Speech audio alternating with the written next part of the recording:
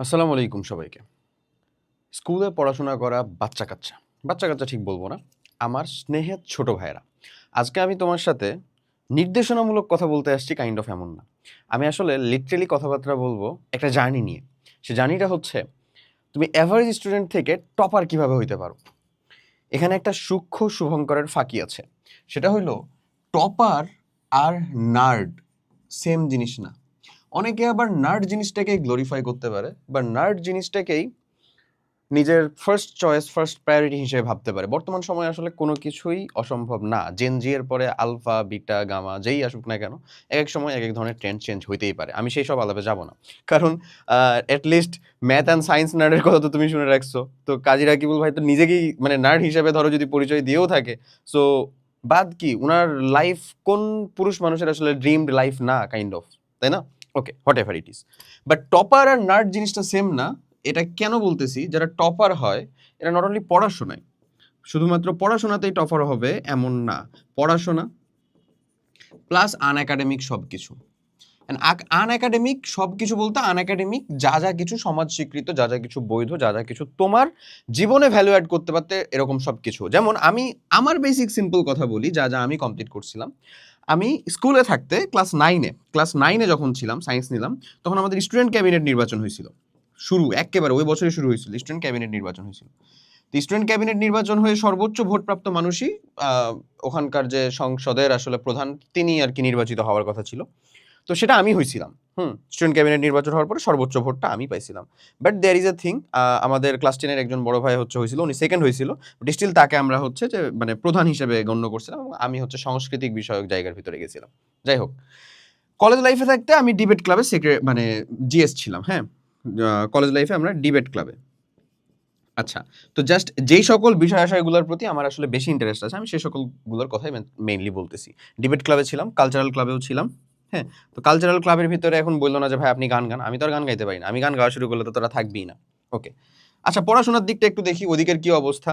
কলেজে উঠে আমি যখন প্রথম পড়াশোনা করতে গেছি, তখন আমি ফার্স্ট অফ অল টিচারদের বইয়ের নামই জানতাম না, যে কোন কোন স্যারের কোন কোন বই পড়তে হবে। এমত অবস্থায় আমরা মানে হাফ ইয়ারলি এক্সামের ভিতরে অনলি 7 জন পাস করছিলাম। পাস, ভালো করে বুঝো, হাফ ইয়ারলি পরীক্ষায় 7 জন পাস করছিলাম, আমি হয়েছিলাম তার ভিতরে সেকেন্ড। আচ্ছা, সো আমি বলতেছি না, আমাকে গ্লোরিফাই করতেছি না যে আই এম দ্য টপার, এমন মোটেও না। আমি জাস্ট তোমাকে এই বেসিক জিনিসটা বুঝাইতেছি বা দেখাইতেছি। দেখো, একজন টপার মিনস ও সবকিছু জানে, সবকিছু দেখে, সবকিছু বোঝে। তুমি আমার কথা এতদূর পর্যন্ত যদি শুনে থাকো, তাহলে তুমি আমাকে পছন্দ করো অথবা ঘৃণা করো না কেন, কোনো না কোনো দিকে তোমার হয়তো বা ইচ্ছা হয় যা আমি ভাইয়ার কথা শুনবো। যা আছে, ভাইয়া যেরকম ভাবে কথা বলেন, ভাইয়া যেমন ভাবে জীবনযাপন করেন, বা যেমন ভাবে উনি ওনার একাডেমিক লাইফটা গেছে, একাডেমিক লাইফটা সেটা আমিও চাই, আমিও ইনশাল্লাহ কমপ্লিট করব। হতে পারে, আমি বলতেছি না সবাইকে এরকমই হতে হবে। আমার থেকে এইখানে আমার স্টুডেন্ট, আমি একেবারে গ্যারান্টি দিয়ে লিখতে পারি, হাজার হাজার গুণ ভালো করবে, আমার বিশ্বাস। তুমিও পারবা সেটা, তুমিও স্টুডেন্টটা হইতে পারো। অনেক আলাপ করলাম, চলো একটু বুঝি যে আমাদের অ্যাভারেজ থেকে এই টপার হওয়ার জার্নিটা কেমন। আমাদের সবটা মিলাইতে হবে, জাস্ট পড়াশোনার ভেতরে না, আউট অফ দ্য বক্সে থাকতে হবে, সেগুলোকেও কমপ্লিট করতে হবে। আমরা সবসময় কাম ব্যাক দিয়ে দিতেই ব্যস্ত থাকি যে আমার সিলেবাস কবে শেষ হবে। সেই চিন্তার পরে যে এটা আজকে আমরা চিন্তা করতেছি যে না, আমরা অ্যাভারেজ থেকে টপার হব, অর্থাৎ নট অনলি পড়াশোনা বাট অলসো আনএকাডেমিক যা কিছু আছে, আউট অফ দ্য বক্স যা কিছু আছে, ক্রিটিক্যাল থিঙ্কিং থেকে ক্রিয়েটিভ রাইটিং যা কিছু আছে, সব জায়গার ভিতরে আমি একটা আমার সাক্ষরতার ছাপ রেখে আসবো। জাস্ট এমন যেন আমার জীবনটা না হয় যে আমি জন্মাইলাম, আমি বললাম একটা সিঙ্গেল কোনো মানুষের উপকারে আসতে পারলাম না, এমন যেন না হয়। ওকে, আচ্ছা, একটা কিছু পার্থক্য দেখি আমরা, যে পার্থক্যগুলো আমি কষ্ট করে লিখে রাখছি, একটু দেখি। সেটা হচ্ছে, প্রথমেই দেখো, এটা হচ্ছে অ্যাভারেজ স্টুডেন্ট, আমার অ্যাভারেজ আলারা এমন করে। হ্যাঁ, বাট টপাররা করে হচ্ছে এমন। জাস্ট বেসিক অ্যাপ্রোচে পার্থক্য, আর কিচ্ছু না। এই সিঙ্গেল সিঙ্গেল ছোট্ট ছোট্ট পয়েন্টেড পয়েন্টেড বা খুবই সূক্ষ্ম সূক্ষ্ম একটু জিনিসগুলোকে যদি আমরা ঠিক করতে পারি, এটা আমাদের অনেক বেশি রূপে আসলে ফলাফল দেয়। আর্কিমিডিসের নীতিটা পড়ছো না? বল বৃদ্ধিকরণ নীতি, যেটা তুমি ফোর্স প্রয়োগ করতেছো, ক্ষেত্রফল খুবই ছোট্ট, বড় ক্ষেত্রফলে নিলেই সে ফোর্সটা কত বড় হয়ে যায়, হয়ে যায় না? That's the thing. ওকে, চলো আমরা একটু বুঝি। এ পাবলিকগুলো পড়ে বাট ভুলা যায়। এ পাবলিকগুলো পড়ে কিন্তু বোঝে পড়ে, হোক এটা বিজিএস, হোক এটা বাংলা, হোক এটা ইংলিশ, যে সাবজেক্টে হোক না কেন, বুঝে পড়ে, যেটা আমাকে মনে রাখতে হবে, এটা আমাকে শিখতে হবে। দায় সারাভাবে কাজটা করে না। এখানে হচ্ছে প্রথম জিনিস। দেখো, তুমি কষ্ট নিয়ে দায়সারাভাবে মুখস্থ করার উদ্দেশ্যে 1 থেকে 1.5 ঘন্টা পড়তেছো, কেউ জাস্ট আধা ঘন্টা বুঝে পড়তেছে। বিশ্বাস করো, আধা ঘন্টা যে বুঝে পড়তেছো লং রানে তোমার থেকে অনেক বেশি আগায় যাবে। সে তুমি মেডিকেল স্টুডেন্ট হও, যাই হও না কেন, বায়োলজি পড়ো আর বিজিএস পড়ো আর ইসলাম পড়ো, যাই পড়ো না কেন, এই সূক্ষ্ম সূক্ষ্ম জিনিসগুলোকে একটু, এই মানসিক পরিবর্তনগুলোকে একটু নিয়ে আসো, ইনশাল্লাহ তুমি ভালো করবা। ওকে, এর পরেরটা দেখো, ও পড়ে বাট লেখে না, লেখার দিকে ওর মনোযোগী নাই, ও লিখতেই চায় না। তুমি যদি না লিখো, তুমি 2টা জায়গাতে প্যারা খাবা। 1, তোমার মনে থাকবে কম, 2, তোমার পরীক্ষার খাতায় লিখতে পারবা কম, লেখা অসুন্দর হবে, আলটিমেটলি মার্ক পাবা কম, তোমারই ক্ষতি। তাই তুমি যখন একাডেমিকে পড়তেছো, মেক শিওর লিখো, পড়ো কম, লিখো বেশি। মাথায় রেখো, 5 বার মুখস্থ পড়ার থেকে 2 বার পড়ে 1 বার লেখা অনেক বেশি উপকারী, অনেক বেশি উপকারী। লিখে রেখো, এটা আমার মা বলতো। আচ্ছা, এরপরে এরা দেখো, এরা বোঝে এবং লিখে, মানে এই যেখানে তো বুঝলো আর তো পড়ার দরকার নেই, এখন তো সে বুঝে গেছে, এবার সে লিখবে। এরা পড়ে বাট প্ল্যান নাই, কোনো মানে সম্পূর্ণ আনপ্ল্যান্ড ওয়েতে পড়ে, কালকে পড়া আছে পড়ে ফেললো, এমন। এটা যে প্ল্যানের বাইরের এমন না, মানে ধরো ধীপ করেও দেখা যাচ্ছে আনন্দ পাঠ পড়তেছে তো পড়তেছেই, বাংলা পড়তেছে তো পড়তেছেই, ফিজিক্স যের পরীক্ষা 2-3 দিন 4 দিন পরে আছে, ম্যাথ পরীক্ষা আগে, ও ফিজিক্স পড়তেছে, এখনো ফিজিক্সের হোমওয়ার্ক করতেছে, স্যার মারবে ভেবা। আরে বাবা, একটা বেসিক প্ল্যান তো থাকতে হবে, এগুলো তো খুব স্বাভাবিক। এই প্ল্যান, এই রুটিন, তুমি কতটুকু পড়বা, কোন সময়ে দিবা, কতটুকু, সেগুলো তো আমরাই তোমাদেরকে বলে দেই না? তাহলে তোমার অ্যাভারেজ হয়ে থেকে যাওয়ার আসলে পার্থক্যগুলো দেখতে পাচ্ছ বা বুঝতে পারতেছো, কিভাবে আসলে তুমি প্রতিনিয়ত তোমার কাজের ভিতরে ওই সিঙ্গেল ছোট্ট ছোট্ট পরিবর্তনগুলো না করার জন্য স্টিল তুমি অ্যাভারেজের ক্যাটাগরিতে পড়ে যাচ্ছ, টপার হিসেবে আসতে পারতেছো না, মানুষজন অ্যাটেনশনও দিচ্ছে না, তুমিও পাচ্ছ না। যদি অ্যাটেনশনের জন্য করতে হবে এমন না, নিজের ভালোর জন্য করবা, বাট দিচ্ছেও না, পাচ্ছেও না, এমন হয়ে যাচ্ছে না? ওকে, বাট এরা লিখবে এবং রিভাইজ করবে। সো পড়াটা তোমার ডান। ফার্স্ট অফ অল একটা জিনিস মেক শিওর করতে হবে, ভাই তুমি অনেক পারো, অনেক পড়ো, আমি মানলাম, অনেক লিখো, তোমার রেজাল্ট একেবারে হাই, তুমি একেবারে মানে সেই টপ, তোমার আনএকাডেমিক কিছু নাই, তাহলে মানুষজন তোমাকে জাজ করবে না। তুমি যে ডিবেট ক্লাব, কালচারাল ক্লাব, হ্যান ত্যান, এগুলাতে কিচ্ছু করতে পারো না, মানুষ তোমাকে জাজ করবে না। বাট এটা যদি উল্টা হয়, অবশ্যই জাজ করবে। এগুলা তোমার মেইন কনসার্ন না। টপার হওয়ার মেইন কনসার্ন কিন্তু রেজাল্টই, যত যাই বলো না কেন। রেজাল্ট খারাপ, তুমি দুনিয়াদারি করে উল্টায় ফেলাইছো, লাভ নাই। বাট হ্যাঁ, তুমি যদি দুনিয়াতে 7 জন টপ 7 বিলিয়নিয়ার বলো, মিলিয়নিয়ার বলো, টাকা কামানো মানুষজন বলো, ম্যাক্সিমাম মানুষজন নিজের জীবনের পড়াশোনা শেষ করতে পারে না, এটা সত্য, এটা সত্য। বাট এইখানে আর একটা শুভঙ্করের ফাঁকি আছে। তোমরা তো বড় হইতেছো, তোমরা তো অবশ্যই বুঝবা জিনিসগুলো। এখানে আরেকটা শুভঙ্করের ফাঁকি আছে। সেই শুভঙ্করের ফাঁকিটা কি? সেটা হচ্ছে, এই যে 7 জন মানুষ টপ বিলিয়নিয়ার হয়েছে, যারা পড়াশোনা না করে হয়েছে, এরকম 7 বিলিয়ন মানুষজন আছে যারা পড়াশোনা শেষ করতে পারে নাই এবং চরম মানবেতর অথবা দরিদ্র সীমার নিচে জীবনযাপন করতেছে। 7 বিলিয়ন থেকে 7 জন হয়েছে। তুমিও পড়াশোনা করতে পারলা না, তুমি কি ওই 7 বিলিয়নের মধ্যে অতটাই ভাগ্যবান যে ওই 7 জনের ভিতরে যেতে পারবা? বুঝা দেখো, পড়াশোনা করা বাকি ধরো 70 মিলিয়ন বা 7 মিলিয়ন মানুষজন কিন্তু চাকরি বাকরি করে, ব্যবসা বাণিজ্য করে, শিখে, চেষ্টা করে নিজের পরিবার, নিজের ভরণ পোষণের দায়িত্ব মিট আপ করছে। ওটা কেউ বলে না। জাস্ট 7 বিলিয়ন মানুষজনের ভিতর থেকে মাত্র 7 জন মানুষ হয়তোবা বিশ্বের নাম করা ধনী হইছেন, যারা কেউই পড়াশোনা শেষ করতে পারে নাই, ড্রপ আউট, সেটাই সবাই বলে। অপু ভাই টিকটক করে এই পরিমাণে হচ্ছে যে, মানে কি বলবো, তোমার ড্রিম ওমেন নিয়ে ঘুরতেছে, ধরো, হ্যাঁ, এটা সবাই বলতেছে। কিন্তু ওই সমসাময়িক সময়ে অপু ভাইয়ের মতন আরো হাজারটা, লক্ষটা টিকটকার মানুষজন টিকটক আইডি দিয়ে শুরু করছিল, যারা এখন পর্যন্ত শুধুমাত্র সমাজের হেয়তা, ঘৃণা বা নিজের যাবতীয় নিজের ওয়ার্ক লাইফ থেকে বিচ্ছিন্ন হওয়া, নিজের জীবনযাপন নিয়ে ডিপ্রেশনে ভোগা, এই জায়গাতেই আছে। ওই 10 লাখ থেকে একজন অপু ভাই হওয়া, সেটা আমরা ড্রিম দেখতেছি। এটা আমাদের আসলে ওই ফাঁকিটা, যে ফাঁকিটা তোমাকে আমাকে দেখা ভিউ ব্যবসা করে নিয়ে যাচ্ছে আরেক দল মানুষজন। তোমরা বড় হইতেছো, এই জিনিসগুলোকে ধরতে শিখো, বুঝতে শিখো। আমি ওভাররেটেড করতেছি না, আমি নিজেই প্রথমে ভাবতাম, অ্যাটলিস্ট ভার্সিটি লাইফের 4টা বছরের 3টা বছর নিজেই ভাবছি পড়াশোনা কি ওভাররেটেড না? Do I really need education? শিক্ষা আমার দরকার, বাট যা আমি পড়তেছি সেটা কি আমার আসলে জব লাইফ, প্র্যাকটিক্যাল লাইফ, আমার স্কিল বেসড লাইফের জন্য আসলেই গুরুত্বপূর্ণ? এই সকল কোয়েশ্চেন জিজ্ঞাসা করলে একটা রীতিমতন টক শো, যেটা রাতের পর রাত পার হয়ে যেতে পারে, আমি সেগুলোতে যাবই না। তোমার পড়াশোনা করা দরকার। তোমার প্রথম টপার হিসাবে যে জিনিসটা করা দরকার সেটা হচ্ছে ভালো করতে হবে ফলাফল। রেজাল্ট ভালো না করলে তুমি আর দুনিয়াতে যত জায়গাতে টপ করে থাকো না কেন, আদৌ ভ্যালু আসবে না। রেজাল্টটা তোমার ঠিক করতে হবে।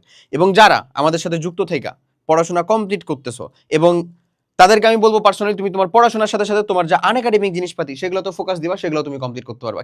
জাস্ট কয়েকদিন আগে এই পাবলিকের নাম যেন কি আমি ভুলে গেলাম, ও হচ্ছে যে বায়োলজি অলিম্পিয়াডে আসছিল, আমাদেরকে গ্রুপে পোস্টিং থেকে শুরু করে যাবতীয় করছিল, বোধহয় রানার্স আপ হয়েছিল, সেকেন্ড রানার্স আপ বোধহয় আহনাফ কি আইনাফ নাম। যাই হোক, ও যদি ভিডিওটা দেখে থাকে অবশ্যই জানাও, এবং আমরা ওকে পরবর্তীতে যা কিছু হেল্প করার মতন সেগুলো বলছিলাম। এই যে আনএকাডেমিক ছোট্ট ছোট্ট জিনিসপাতিগুলা, এগুলোর প্রতি এখনই সময় দাও, সমস্যা কি, বাট পড়াশোনাটা ঠিক রেখে। সো আমার প্রোগ্রামের স্টুডেন্ট যারা, তাদেরকে উন্মুক্তভাবে আমি আকুল আবেদন জানাচ্ছি, যারা আমার প্রোগ্রামের স্টুডেন্ট না, নো প্রবলেম, যদি অন্য কোথাও পড়ো সমস্যা নাই, যদি আমাদের এখানে পড়তে চাও ডেসক্রিপশন বা কমেন্ট বক্সে লিঙ্ক আছে, ডেমো ক্লাস নিজে দেখো, নিজে দেখে যুক্ত হও, তোমাদেরকেও সেম পরিমাণে এনকারেজটা করবো। ওকে, আচ্ছা। সো টপারের ভিতরকার আরেকটা সিম্পল জিনিস আমি আরেকটু বুঝাই তোমাদেরকে, সেটা হচ্ছে যেখানে এভারেজ হওয়াটা আসলে সমস্যা না। আমরা এভারেজ হয়ে থাকি কেন জানো? কারণ সেম মিস্টেকটা আমরা বারংবার করতেই থাকি, একই ভুলটা প্রত্যেকবার করতেই থাকি, চলতেই থাকে আমাদের জন্য। এটাই হয়ে যায় সব থেকে বড় দুঃখকর জিনিস। আসো তোমাকে কিছু উপায় বলে দেই, যেই উপায়গুলা নিয়ে তুমি দেখবা তুমি লিটারেলি কোথায় চলে যেতে পারছো। এই উপায়গুলা থেকে তুমি ইনশাল্লাহ টপার ক্যাটাগরির ভিতরে চলে যাবা। ফার্স্ট যে জিনিসটা, স্মল কনসিস্টেন্সি সব সময় বিগ মোটিভেশনের থেকে অনেক বেশি দরকারি। এই যে তুমি আমার ভিডিও দেখতেছো, ভাইয়ের ভিডিও দেখো, বা আদার্স তোমাদের ভাইয়াদের গাইডলাইন ভিডিওগুলো দেখো, এই বড় বড় মোটিভেশনের থেকেও ছোট্ট তোমার কনসিস্টেন্সি, তোমার সিম্পল একটা কনসিস্টেন্সি, আমি ফোন স্ক্রল করব না আমার পড়াশোনা শুরুর আগে, এটা হিউজ একটা চেঞ্জ এনে দিতে পারে, হিউজ, যেটা তুমি বুঝতেই পারতেছো না।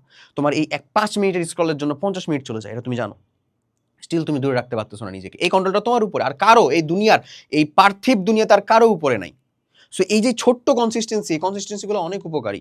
এই জিনিসটা তোমাকে বিশ্বাস করো টপার হইতে বাধ্য করবে, তুমি ইনশাল্লাহ টপার হইতে পারবা, এই ছোট্ট জিনিসটা। ওকে, আবার বলি, স্মার্ট চ্যাপ্টার সিলেকশন।